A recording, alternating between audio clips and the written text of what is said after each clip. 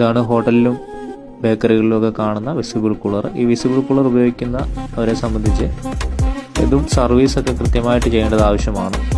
ഇതിനെ സംബന്ധിച്ച് കംപ്ലൈൻറ്റ് വരുമ്പോൾ മാത്രമാണ് ഈ വിസിബിൾ കൂളറൊക്കെ സർവീസിനായിട്ട് എല്ലാവരും വിളിക്കുന്നത്.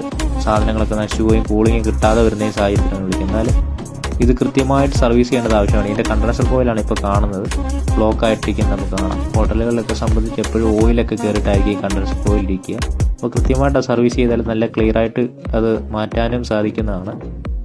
ഈ ഫാൻ മോട്ടർ ഇതുപോലെ ബ്ലോക്ക് ആവും, ഓയിൽ ബ്ലോക്ക് ആവും. അപ്പോൾ അത് ക്ലിയർ ആക്കി കഴിഞ്ഞാൽ കണ്ടൻസേഷൻ നല്ല രീതിയിൽ നടക്കുകയും കൂളിംഗ് നല്ല രീതിയിൽ നടക്കും. കറണ്ട് കൺസപ്ഷൻ്റെ അകത്തും നല്ല മാറ്റം ഉണ്ടാകുകയും ചെയ്യും. ഇത് നല്ല രീതിയിൽ സർവീസ് ചെയ്യേണ്ടതും ചെക്ക് ചെയ്യേണ്ടതും ആവശ്യമാണ്. അപ്പോൾ ഇങ്ങനത്തെ മെഷീൻസ് ഉപയോഗിക്കുന്നവർ ഈ സർവീസ് കൃത്യമായിട്ട് ചെയ്യുവാൻ ശ്രമിക്കുക. അതുകൊണ്ട് നിങ്ങൾക്ക് നല്ല ഒരു നേട്ടമായിരിക്കും.